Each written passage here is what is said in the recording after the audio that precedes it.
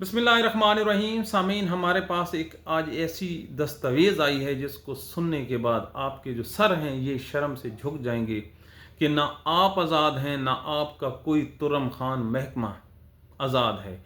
ये जो कुछ भी है अमेरिका की ग़ुलामी से ये लिपटे हुए हैं और इनकी कोई औकात नहीं है। हमारा आज का प्रोग्राम सुनने के बाद आपको समझ आएगी कि ये जो गज़ा की जो पीस जो मिशन बना है इसमें इनकी क्या औकात थी कि ये अमेरिका को इनकार करते। अरशद कुंदी का सलाम। हमारे हाथ में एक डॉक्यूमेंट्स है जी। ये डॉक्यूमेंट साबित करता है कि पाकिस्तान में जो कुछ भी होता है वो अमेरिका की प्रायर अप्रूवल से होता है। डॉक्यूमेंट नंबर है 135, जारी करने वाली है यूएसए स्टेट, डेटेड है 13/2/1953 1953। डी क्लासिफाइड किया जाता है हुकूमत अमेरिका की तरफ से। ये एक चिट्ठी है जिसमें ख़तो किताबत हो रही है पाकिस्तान के army chief general Ayub Khan और जो अमेरिकन कॉन्सुलेट जनरल है ए गिब्सन उसके दरमियान, और हमारा जो फ़ौजी आर्मी है ये कहता है कि मुझे आप इजाज़त दें मैं इस मुल्क में सिविलियन को किक आउट करूँ, थ्रोन अवे का लफ्ज़ है, इनको मैं दफ़ा करूं और इस मुल्क में मार्शल लॉ लगा दूं। ये जो सियासतदान हैं दो का जिक्र है, NWFP अब KPK का वजीर आला खान अब्दुल कयूम खान और पंजाब का वजीर आला मुमताज़ दौलताना, ये पाकिस्तान के लिए सिक्योरिटी रिस्क हैं और ये नाकाबिल कबूल हैं। इसी तनाज़ुर में आप हमें इजाज़त दें, हम इनको फारिग करने लगे हैं और हम आपकी पूरी खिदमत करेंगे। अब आप सोचा, आगे चलिए। ख्वाजा नाज़मुद्दीन को, ये पाकिस्तान का वज़ीर आज़म होता है, चल बेटा घर, उसको भगा दिया जाता है। उसकी जगह किसको लाते हैं सुनिए और फिर शहबाज शरीफ की शक्ल को सामने ले आइए। मोहम्मद अली बोगरा, क्वालिफिकेशन क्या है? सन 1953 पाकिस्तान को बने 6 साल। क्वालिफिकेशन क्या है जी? पाकिस्तान का सरकारी मुलाजिम है, सफ़ीर है अमेरिका में। ना उसको पता, ना उसके फरिश्तों को पता, ना ही उसके रिश्तेदारों को पता, ना उसकी बीवी को पता। यकदम पाकिस्तान में बुलाया जाता है, आ बेटा ये वज़ारत उज़्मा की कुर्सी है, सुनाओ पाकिस्तानियों। मज़ा आया? उस वक्त भी एक अपनी मर्जी के बंदे को बिठाया और 2025 में किसको बिठाया? शहबाज शरीफ को। पूरी दुनिया जानती है हारा हुआ आदमी है। तो किधर गई पाकिस्तान की आज़ादी और पाकिस्तान की जमहूरियत? ये है, बातें क्या करते हैं आईन और कानून की। इसके बाद ये जो मार्शल लॉ लगता है अयूब खान का, यहां से पाकिस्तान के टूटने की बुनियाद रखी जाती है। कहते हैं ना पाकिस्तान क्यों टूटा? सर जी ये दस्तावेज है, अभी आप गूगल पे जाइए, वहां पे ये जो मैंने आपको बताई है दस्तावेज, ये लीक डॉक्यूमेंट्स लिखें और आपके सामने फोटोकॉपी आई खड़ी होगी। कोई है इसको चैलेंज करने वाला? तो अब आप देखिए, क्या हमारी औकात है कि हम अमेरिका को कहें कि हम आपके पीस बोर्ड में शामिल नहीं होते? ना सर जी ना। ये उन लोगों के लिए होते हैं जहाँ पर असम्बलियाँ मौजूद होती हैं, जहाँ पर अवामी नुमाइंदे मौजूद होते हैं। क्या असम्बली ने डिबेट की? पाकिस्तानी कौम ने कोई डिस्कशन की? ओए अलमिया तो देखिए, 3 अरब डॉलर कर्ज लेने वाला मुल्क 1 अरब डॉलर दोबारा अमेरिका को दे आता है। हाय हाय हाय हाय। और सोचा है कोई कभी 1 अरब डॉलर अपने मुल्क में खाने को गंदम नहीं है, 12 दिन का हमारा पेट्रोल का ज़ख़ीरा है, कर्ज़ों में हम डूबे हुए हैं, पेंशन के हमारे पास पैसे नहीं हैं, दवाइयाँ हमारे पास हैं नहीं, बिजली हम पैदा नहीं कर सकते, रोड हमारे टूटे फूटे हैं, बच्चे हमारे ऑक्सीजन की कमी से मर रहे हैं, कुर्बान जाऊं, और 1 अरब डॉलर अमेरिका को दे आए हैं। क्या कोई सोच सकता है कि किसने इजाज़त दी है यार? 1 अरब डॉलर 280 روپے کا $1 ہے. اب کیلکولیٹ کرتے پھرو. اور اب فضائل بیان کیے جا رہے ہیں. وہ جی امریکہ کے اس میں یہ ہے. وہ کیا کرتے ہو یار مولانا طاہر اشرفی؟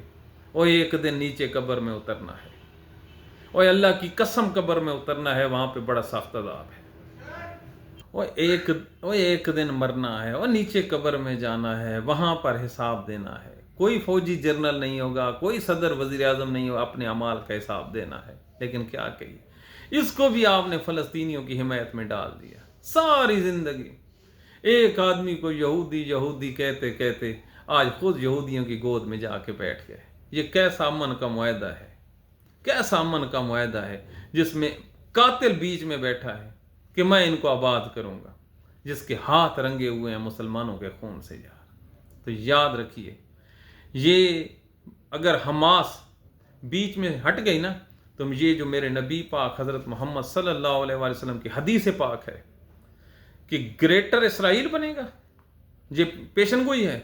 اور مدینے کے مسافات تک یہ اسرائیلی یہودی آئیں گے.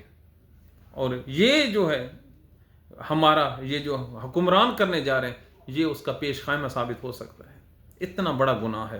کچھ تو ڈیبیٹ کرتے یار, کوئی اجلاس ہوتے, کوئی ماڑے چنگے. لوگوں کو کس پہ لگایا ہوا ہے؟ عمران خان کی ملاقات پہ. اور خود کتنے بڑے فیصلے کرنے جا رہے ہیں, کس نے کیا ہے, کون اس کو اون کرے گا, پتہ ہی نہیں ہے.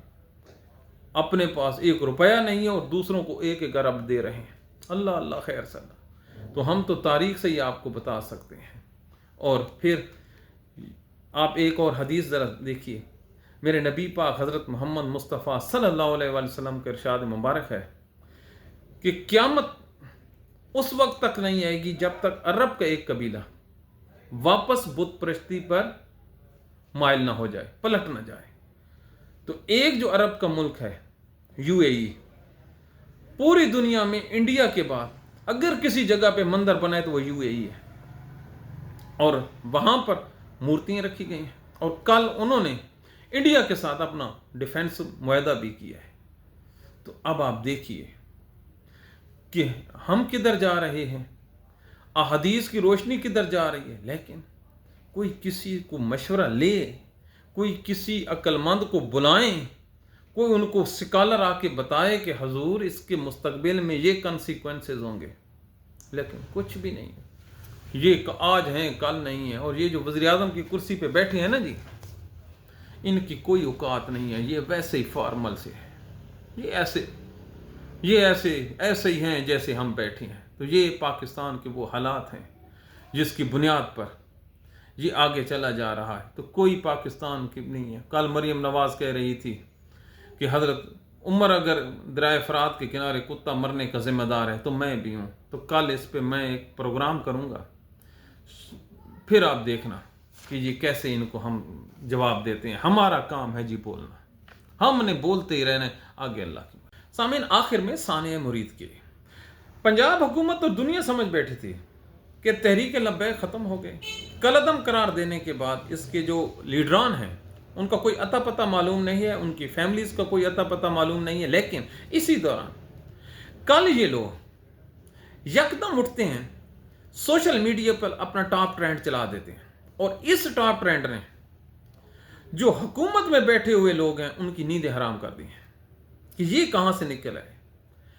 حکومت سمجھ رہی تھی کہ یہ جو مولویوں کو 25,000 روپے دے رہے ہیں یہ بھول بھلا گئے ہوں گے. لیکن تاریخ کہاں بھولتی ہے سر, تاریخ ہی بھولتی ہے. سیاسی جماعتیں کبھی مرتی ہیں. اختلاف پالیسی پہ, ان کے ایکٹ پہ ہو سکتا ہے, وہ جانے اور وہ جانے. لیکن ایک بات طے ہے کہ کل جو ٹاپ ٹرینڈ چلا ہے اس سے انہوں نے دوبارہ ایک مومنٹم پکڑا ہے. اب ایک تاریخی ہم آپ کو بات سمجھاتے ہیں. کیا یہ جو TLP ہے یہ خدائی خدمت گار جو تحریک تھی پاکستان بننے سے پہلے, اسی کی طرح ایک ثانیے میں مٹ جائے گی, پانی میں بہہ جائے گی, یا یہ اپنا جو ہے وجود قائم رکھے گی. ہوتا کو یوں ہے کہ پاکستان بننے سے پہلے ایک خدائی خدمت گار ایک تنظیم جنم لیتی ہے. یہ ریڈ قسم کے کپڑے پہنتے ہیں. یہ جو آج ANP پہنتی ہے نا, ریڈ قسم کی ٹوپی اور یہ جھنڈا, یہ دراصل خدائی خدمت گار کا ہے. انہوں نے قبضہ کیا ہوا ہے. ان کا کیا تعلق اس تنظیم سے یا اس کی آئیڈیالوجی سے. یہ لوگ پاکستان بننے کا جب ریفرینڈم ہوتا ہے اس میں شامل نہیں ہوتے, مخالفت بھی نہیں کرتے. تاریخ نہیں غلط کرنی چاہیے, کیونکہ یہ غیر سیاسی تنظیم ہوتی ہے, یہ چپ کر کے بیٹھ جاتے ہیں, جو فیصلہ ہوگا ہم اس کے ساتھ. انہوں نے پاکستان کی مخالفت نہیں کی تھی. لیکن 12 اگست 1948 کو یہ بابڑا کے مقام کے پی میں یہ احتجاج کرتے ہیں, پولیس وہاں پر گولی چلا دیتی ہے. یہ گولیاں ازل سے ہمارے مقدر میں لکھی ہوئی ہیں. گولی چلتی ہے تو سرکار کے ڈاکومنٹس کہتے ہیں کہ 15 آدمی مارے گئے ہیں, یہ کہتے ہیں کہ ہمارے سینکڑوں مارے گئے ہیں.